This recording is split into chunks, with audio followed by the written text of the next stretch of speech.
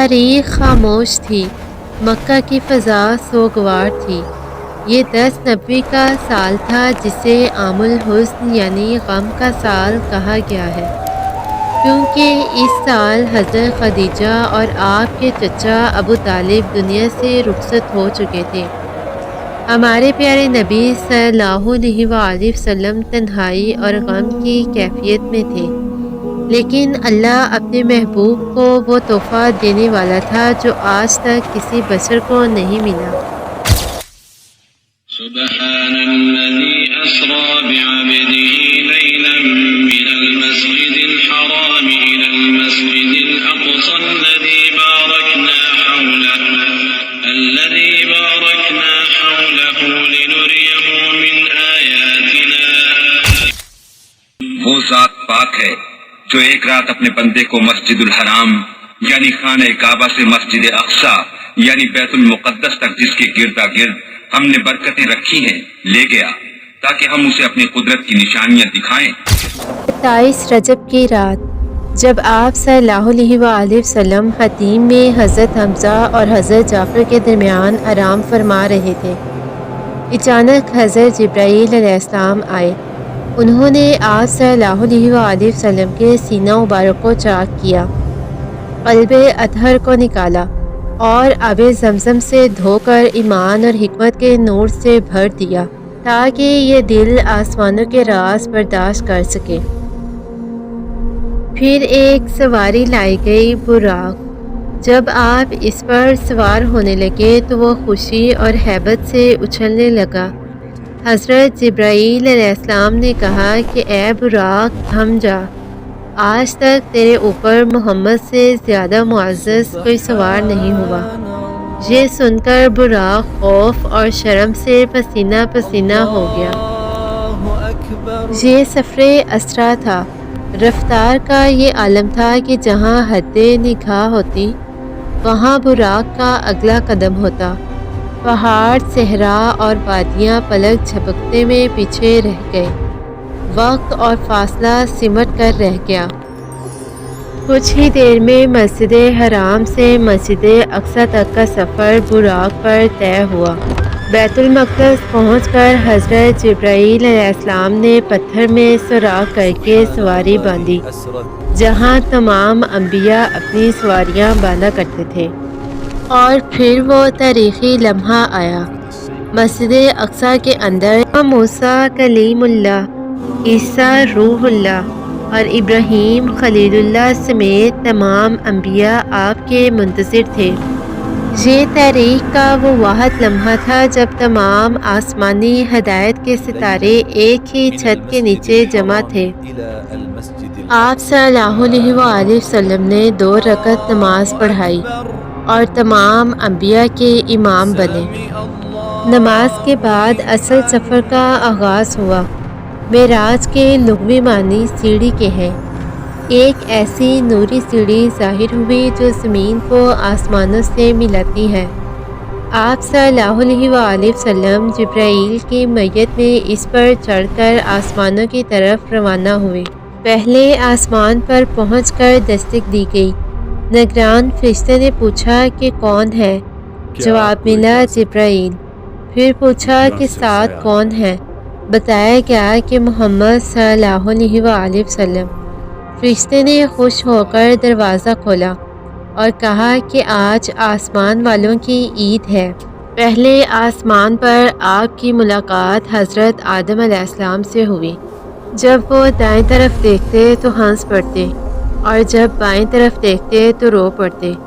بتایا گیا کہ یہ حضرت آدم علیہ السلام کی اولاد ہیں۔ جو دائیں طرف ہیں وہ نیک ہیں، جب وہ ان کی طرف دیکھتے تو ہنس پڑتے تھے، اور بائیں طرف وہ تھے جو دوزخی تھے، تو جب وہ بائیں طرف دیکھتے تو رو پڑتے تھے۔ پھر دوسرے آسمان پر آپ کی ملاقات حضرت عیسیٰ اور یحییٰ سے ہوئی۔ تیسرے آسمان پر آپ کی ملاقات حضرت یوسف سے ہوئی۔ چوتھے آسمان پر حضرت ادریس سے۔ پانچویں آسمان پر حضرت ہارون علیہ السلام سے ملے۔ چھٹے آسمان پر آپ کی ملاقات حضرت موسیٰ علیہ السلام سے ہوئی۔ حضرت موسیٰ علیہ السلام نے آپ کو خوش آمدید کہا۔ جب آپ صلی اللہ علیہ وآلہ وسلم آگے بڑھے تو حضرت موسیٰ رونے لگے۔ آپ صلی اللہ علیہ وآلہ وسلم نے رونے کی وجہ پوچھی تو انہوں نے فرمایا کہ میں اس لیے روتا ہوں کہ اس نوجوان محمد کی امت میری امت سے زیادہ جنت میں جائے گی، اور یہ رشک کے آنسو تھے۔ پھر آپ 7ویں آسمان پر گئے اور آپ کی ملاقات حضرت ابراہیم علیہ السلام سے ہوئی۔ 7ویں آسمان پر حضرت ابراہیم علیہ السلام بیت المعمور سے ٹیک لگائے بیٹھے تھے۔ بیت المعمور فرشتوں کا کعبہ جہاں روزانہ 70,000 فرشتے طواف کرتے ہیں، اور یہ اتنے ہیں کہ قیامت تک دوبارہ ان کی کبھی باری نہیں آئے گی۔ یہاں پر آپ صلی اللہ علیہ وآلہ وسلم کو 3 پیالے پیش کیے گئے، ایک میں شہد، ایک میں دودھ اور ایک میں شراب تھی۔ آپ صلی اللہ علیہ وآلہ وسلم نے دودھ کا پیالہ اٹھایا۔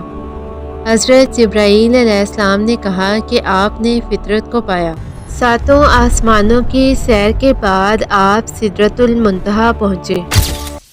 تارے کی قسم جب غائب ہونے لگے کہ تمہارے رفیق یعنی ہمارے نبی نہ رستہ بھولے ہیں نہ بھٹکے ہیں، اور نہ یہ خواہش نفس سے کچھ بولتے ہیں۔ یہ قرآن تو ایک وحی ہے جو ان کی طرف بھیجی جاتی ہے، ان کو نہایت قوت والے نے سکھایا، یعنی جبرائیل نے جو طاقتور ہیں۔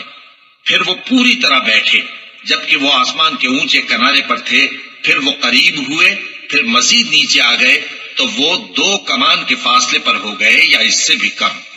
پھر اللہ نے اپنے بندے کی طرف جو حکم بھیجا سو بھیجا۔ جو کچھ انہوں نے دیکھا ان کے دل نے اس کو جھوٹ نہ جانا۔ کیا جو کچھ وہ دیکھتے ہیں تم اس میں ان سے جھگڑتے ہو؟ اور انہوں نے اس کو یعنی جبرائیل کو ایک اور بار بھی اترتے دیکھا ہے سدرۃ المنتہا کے پاس۔ اسی کے پاس ہمیشہ رہنے کی بہشت ہے، جبکہ اس بیری پر چھا رہا تھا جو چھا رہا تھا۔ ان کی آنکھ نہ تو اور طرف مائل ہوئی اور نہ حد سے آگے بڑھی۔ انہوں نے اپنے پروردگار کی قدرت کی بہت ہی بڑی بڑی نشانیاں دیکھی۔ سدرۃ المنتہا بیری کا درخت جہاں ہر چیز کی حد ختم ہو جاتی ہے۔ اس درخت کے پتے ہاتھی کے کانوں جیسے تھے، اور اس کے پھل مقام ہجر کے مٹکوں جیسے تھے، اور اس کو سونے کے پروانے ڈھانپ رہے تھے۔ سدرۃ المنتہا کی جڑ سے 4 نہریں پھوٹ رہی تھیں۔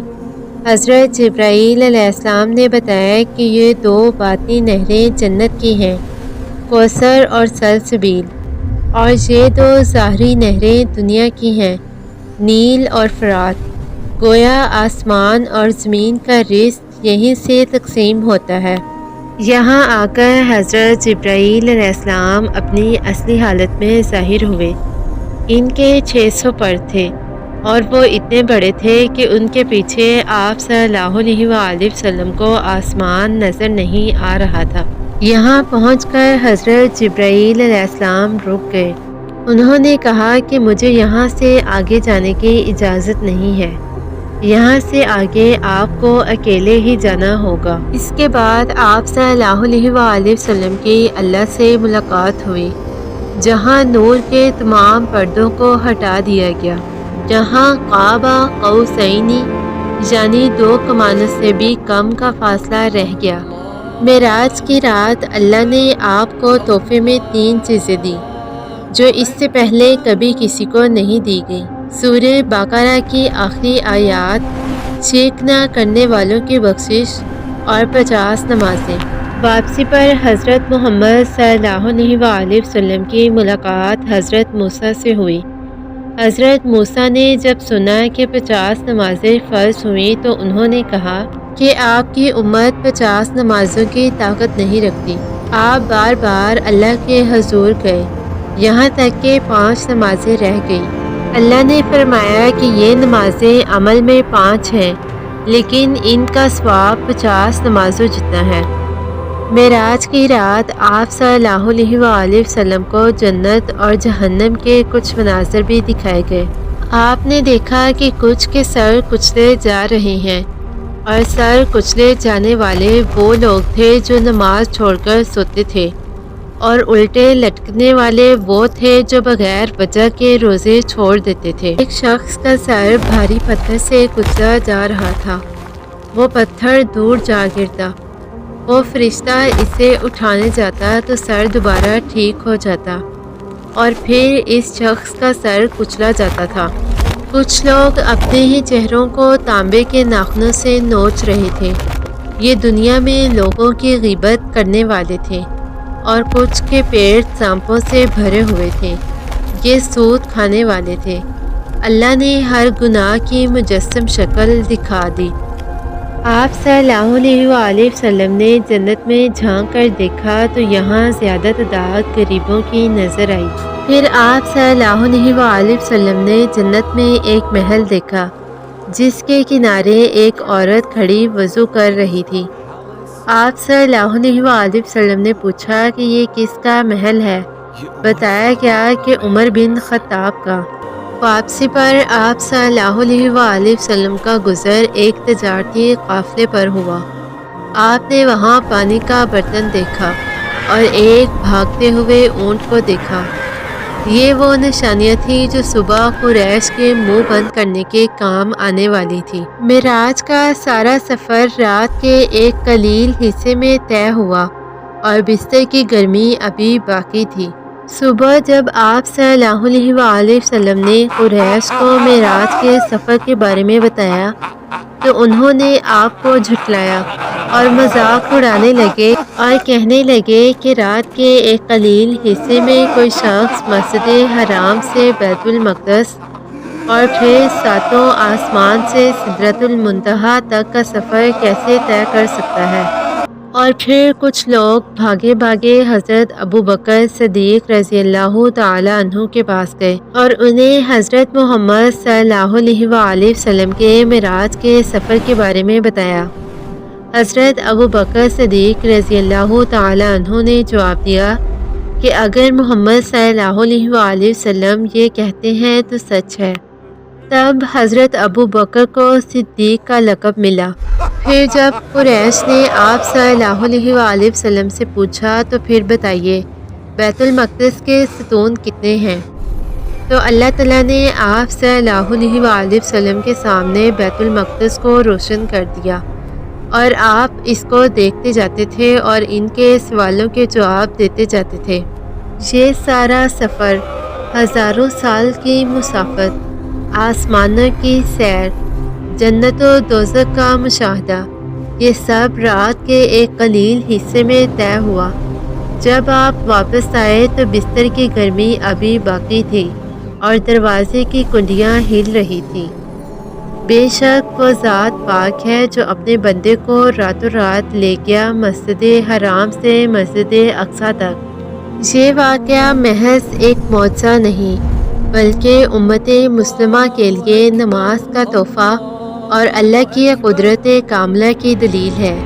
اللہ ہمیں اس واقعے کی روح کو سمجھنے کی توفیق دے، آمین۔ اگر یہ پیغام آپ کے دل تک پہنچا ہے اور آپ چاہتے ہیں کہ یہ خیر اور لوگوں تک بھی پہنچے تو اس ویڈیو کو لائک کریں، یہ فارمولا اپنے دوست اور رشتہ داروں کے ساتھ شیئر کریں اور سبسکرائب بٹن پر کلک کر کے ہماری اس دعوت کا حصہ بنیں۔ اللہ حافظ، اپنا خیال رکھیے گا۔ جزاک اللہ خیر۔